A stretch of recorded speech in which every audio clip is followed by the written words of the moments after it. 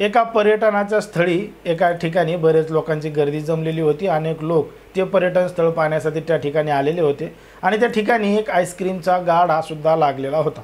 आता त्या आईस्क्रीमच्या गाड्यावर अनेक जण येत होते, आईस्क्रीम खाऊन जात होते आणि त्या ठिकाणी सगळे काही फिरत होते। पण मात्र काही वेळानंतर त्या ठिकाणी काही तरुण आले आणि ते तरुण त्या आईस्क्रीमवाल्याला भांडू लागले आणि त्या ठिकाणी त्या ठिकाणी भांडणं लागले, झटापटी लागली। आता या ठिकाणी भांडणं लागल्यामुळं याची माहिती तात्काळ जवळच्या पोलीस स्टेशनमध्ये देण्यात आली।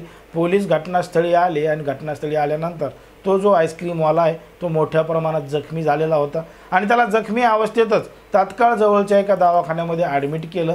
पण मात्र ॲडमिट केल्यानंतर त्याला त्या ठिकाणी डॉक्टरांनी मृत घोषित केलं, कारण की त्याच्यावर प्राणघातक हल्ला झालेला होता। आता पोलिसांना वाटलं की हाणामारी आहे, भानगड आहे, नेमकं काय प्रकरण आहे। जेव्हा हे पोलिसांनी शोधून काढण्याचा प्रयत्न केला आणि जेव्हा पोलिसांना खरं कारण समजलं तेव्हा मात्र एक सगळ्यांनाच मोठा धक्का बसला। नेमकं काय आहे संपूर्ण प्रकरण, कुठं घडली आहे घटना, हे आपण अगदी सविस्तरपणे पाहणार आहोत। पण जर तुम्ही अजूनही आपलं चॅनल सबस्क्राईब केलं नसेल तर लगेच सबस्क्राईब करून घ्या आणि बाजूला असणाऱ्या बेल नोटिफिकेशनला सुद्धा ऑन करायला विसरू नका। आता ही जी संपूर्ण घटना आहे ती आहे दिल्लीतील इंडिया गेट जवळ, इंडिया गेटच्या परिसरामध्ये घडलेली। आता या ठिकाणी कशा पद्धतीने लोक येत असतात, इंडिया गेट पाहत असतात आणि तिथून जात असतात, त्या ठिकाणी मोठी गर्दी जमा झालेली असते, आजूबाजूला बरेच लोक जमा झालेले असतात। आता याच परिसरामध्ये एक आईस्क्रीमचा गाडा होता आणि आईस्क्रीमचा गाडा एक तरुण चालवत होता। तो त्या ठिकाणी व्यवसाय करायचा आणि तो मूळचा उत्तर प्रदेशचा जे इटावा आहे त्या परिसरामधला होता। या ठिकाणी आईस्क्रीमचं काम करायचा। आता काम करत असताना त्या ठिकाणी एक काही तरुण आले आणि ते याच्यासोबत भांडू लागले, त्याला हाणमार करू लागले आणि त्यांनी त्याच्यावर एवढा जोरदार हल्ला केला की तो तरुण त्याच्यामध्ये ठार झाला आणि त्या ठिकाणच्या लोकांनी तात्काळ पोलिसांना फोन केला। पोलिसांनी आणि त्या लोकांच्या मदतीने दवाखान्यात ॲडमिट केलं, पण त्या दवाखान्यात नेण्यापूर्वी त्याचा मृत्यू झालेला होता आणि पोलिसांनी मग त्याला कोणी मारलं, का मारलं, नेमकं प्रकरण काय हे शोधून काढण्याचा प्रयत्न केला आणि जेव्हा सत्य समजलं तेव्हा धक्कादायक घडलेलं होतं। कारण की पोलिसांनी जेव्हा त्याचे कॉल डिटेल्स तपासले, आजूबाजूच्या लोकांना विचारलं, तेव्हा समजलं की ते जे आईस्क्रीमचा गाडा आहे, दुकान आहे, त्याच्या देवाणघेवाणीवरून काही वाद झाला असेल असं प्रत्यक्षदर्शी वाटत होतं की काही पैशामुळं, याच्यामुळं त्याच्यामुळं वादविवाद हे आईस्क्रीमच्या गाड्यामुळे झालेले असतील।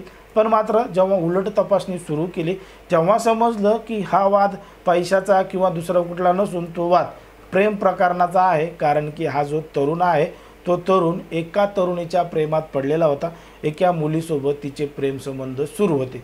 जेव्हा पोलिसांनी या मुलाच्या घरी जाऊन चौकशी केली, घरच्यांना विचारलं कोणासोबत दुश्मनी आहे का, तेव्हा समजलं की त्या आईस्क्रीमवाल्या मुलाचं एका तरुणीसोबत प्रेमसंबंध होते आणि त्या प्रेमसंबंधामधूनच हे घडलेलं असेल अशी शक्यता त्यानं समोर आली। मग पोलिसांनी तो जो व्यक्ती होता, अजय नावाचा आरोपी होता, त्याला ताब्यात घेतलं, त्याने त्याच्यावर वार केला, त्याला ताब्यात घेतलं, त्याचे कॉल डिटेल्स तपासले, तेव्हा समजलं की त्या अजयचं आणि हा जो आईस्क्रीम विक्रेता होता प्रभाकर, या दोघांचं एकाच मुलीबरोबर प्रेम होतं आणि ती जी मुलगी होती ती जास्त काही मोठी नव्हती, ती 11वी-12वीमध्ये शिकत होती आणि 11वी-12वीमध्ये शिकत असतानाच तिचं एकाच वेळी 2 तरुणांसोबत प्रेम प्रकरण सुरू होतं। आता तिला एक जवळचा वाटू लागला, एक लांबचा वाटू लागला आणि याला भेटतीये तर त्याला कळू लागलं आणि त्याला भेटतीये तर याला कळू लागलं। अशा पद्धतीनं तिला एकाच वेळी दोघांसोबत संबंध ठेवणं अवघड जात होतं।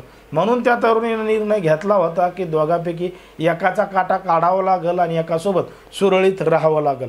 मग तो जो तिचा दुसरा प्रियकर होता अजय नावाचा, त्याच्या मदतीनं तिनं प्रभाकरचा काटा काढायचं ठरवलं आणि प्रभाकर हा आईस्क्रीम विक्रेता होता आणि तो या ठिकाणी काम करत होता।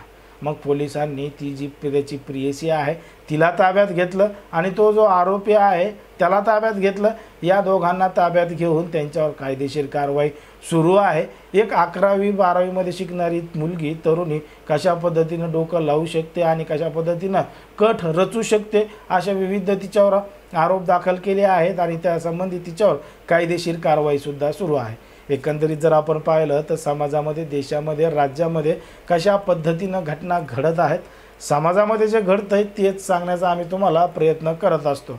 कोणाच्याही भावना दुखवणं, कोणाचाही मन दुखवणं हा आपला उद्देश नाही, पण समाजामध्ये जे घडतं तेच सांगणं आम्ही या ठिकाणी समजतो. एकंदरीत तू या संपूर्ण प्रकरणावर तुम्हाला काय वाटतं हे अगदी स्पष्टपणे कमेंटमध्ये सांगा. आणि अशाच पद्धतीचे नवनवीन व्हिडिओ पाहण्यासाठी आपल्या चॅनलला लगेच सबस्क्राईब करून घ्या.